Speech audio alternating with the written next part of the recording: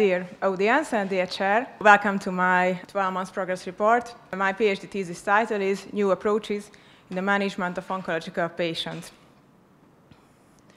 I'm Renáta Árok. I'm a hospital and clinical pharmacist and a PhD student as well.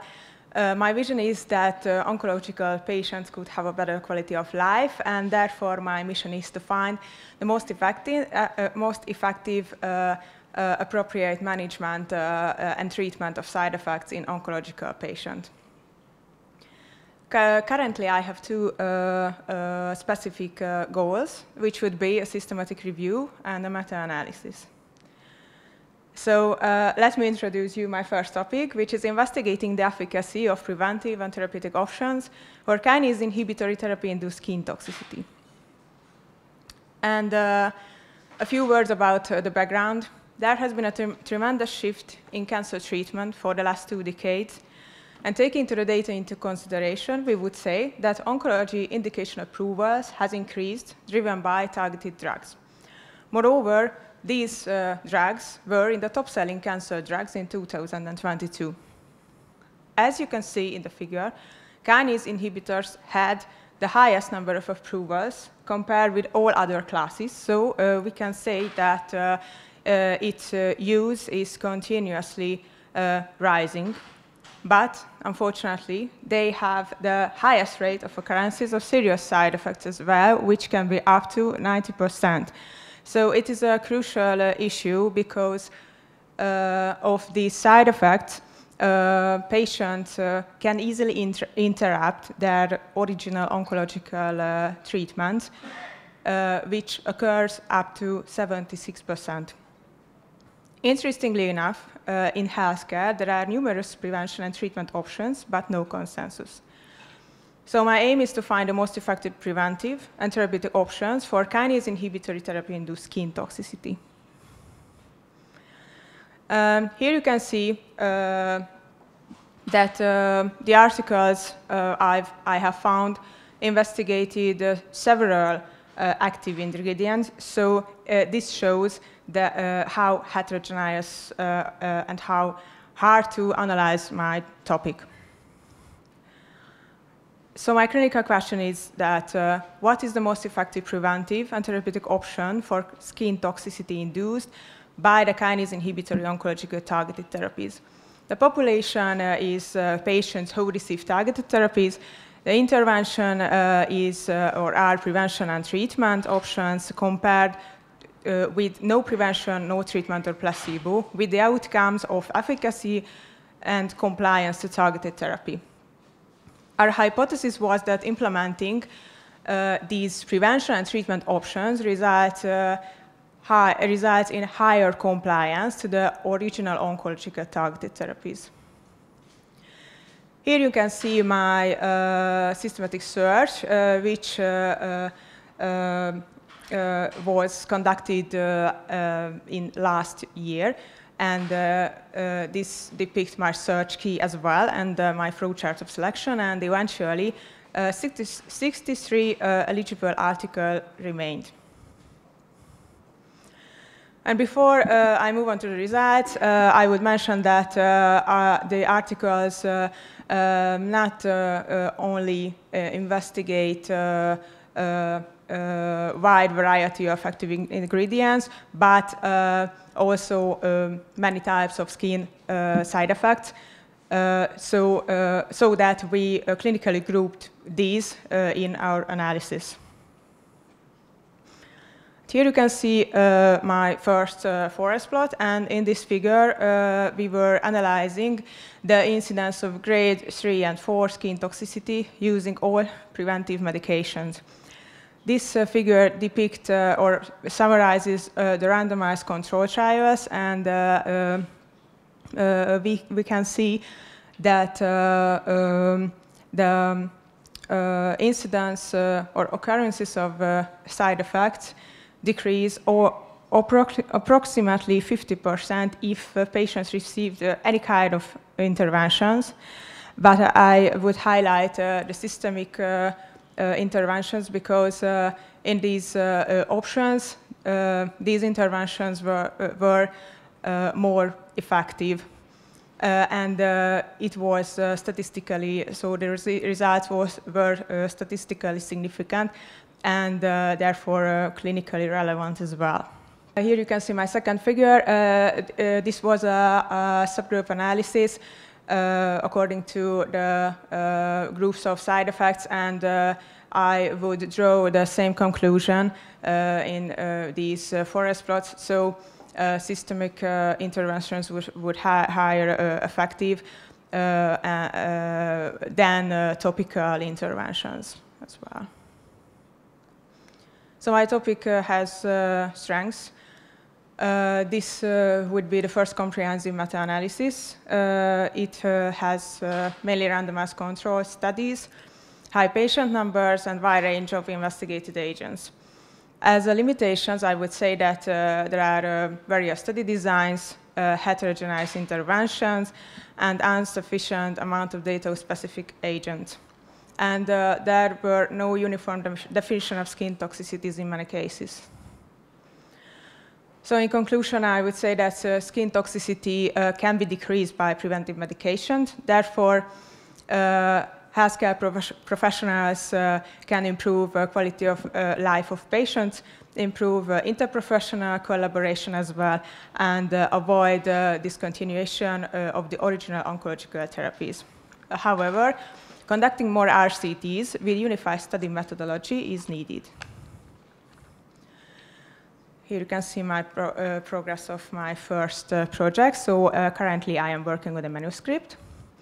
And the target journal would be the JAMA Oncology. And let me move on to the second topic, which would be comparing the efficacy and safety of pharmacological therapies for advanced cutaneous squamous cell carcinoma. Cutaneous squamous cell carcinoma is the second most common tumor among non-melanoma skin cancers. Its incidence is 1.8 million per year in the US, and it is predicted to increase by 50% by 2030. There are two forms, metastatic and locally advanced, and there are more therapies, more known therapies: chemotherapy, targeted therapy, and immunotherapy. Chemotherapy has, unfortunately, problems with toxicity, and it is combined many cases with targeted therapies, but they are also being investigated, and often they are off-label. And because of the high mutagenic feature of cutaneous squamous cell carcinoma, it would be a good candidate to immunotherapy. So my aim is to find the most effective and tolerable therapeutic option for cutaneous squamous cell carcinoma. The clinical question is, what is the safest and most effective treatment for advanced cutaneous squamous cell carcinoma? I use the PICO framework as well, with patients who had advanced cutaneous squamous cell carcinoma, and I would investigate immunotherapy compared to chemotherapy and targeted therapy with the outcome of survival, recurrence rate, and adverse events. Our hypothesis is that immunotherapy is superior to chemotherapy and targeted therapy in the treatment of advanced cutaneous squamous cell carcinoma. The clinical implication is that early use of immunotherapeutic agents can improve patient survival. It is in the early stage of the progress, and as a summary, I would say that I have two ongoing projects, and I hope they will be finished in this year. And thank you for your attention. With the word of Eleanor Roosevelt, you must do the things you think you cannot do.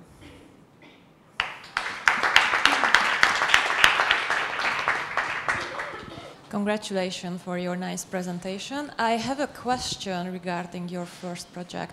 How do you differentiate the grades? I mean, for example, what does it mean grade 3, grade 4, and so on? Thank you for your question. These grades defined from the CTCA classification, which is from grade 0 to grade 5. And grade 0 means that there are no skin toxicities. Grade 1 means that there are mild skin toxicities. The next means moderate. The grade 3 means severe. And the grade 4 means life-threatening. And the grade 5 related to death. And it is defined according to that how many percentage of the body surface area is covered with these symptoms, the skin toxicities. And generally up to 30% considered to be severe condition. Yeah. Congratulations for your presentation. I would like to ask that what is the most common systemic treatment, preventive method used based on your results? Thank you for the question. The most frequent ingredients were antibiotics, and in these, the doxycycline was the most frequent usable. Yes, this would be. I would like to have also a question regarding this antibiotics, the doxycycline. Just because we are in the summer, during the summer, can we apply them, or is there any restrictions regarding this? Yeah, thank you for your question. As we know, doxycycline has an adverse event. With this, the skin irritates by the sun, and if patients use sunscreen, SPF 50 sunscreen, and wearing appropriate clothing, if it is possible in summer, I will recommend the use of doxycycline. Yeah. I have two questions. One, you suggested that the cancer therapy interruptions occur 76% of. It was not clear to what exactly is this percent. Sorry for. You said cancer therapy interruptions occur in 76% of what exactly? Like, I'm not sure if I understand the number. What it means, that if you use it for 5 years, then you have an interruption of 76% of the cases, or the cases. But in like what time frame? In 1 year, in a decade, or until the progression hits? So to me, that was not really clear. That statistics. Maybe it's worthwhile checking it and also comparing it to other different medications, because I'm not sure if it means a lot, at least to me. Okay. But is it because of side effects? So they had to stop because of side effects? Yeah. So basically, out of the 100 cases, when they stop the treatment, in 76%, it's because of the side effects? Yeah.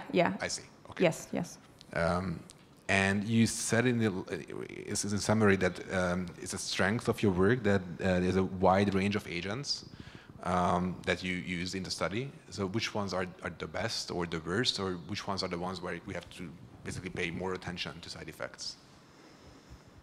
Yeah, in all of the agents that the articles investigated. Yeah, it's a hard question. Maybe maybe it's just worthwhile to mention a specific one. If you use a strength that you can identify one when there's like specific attention that needs to be paid. Maybe you can be more specific next time when you do these slides. You can mention a few specific drugs you can mention. Yes, maybe next time.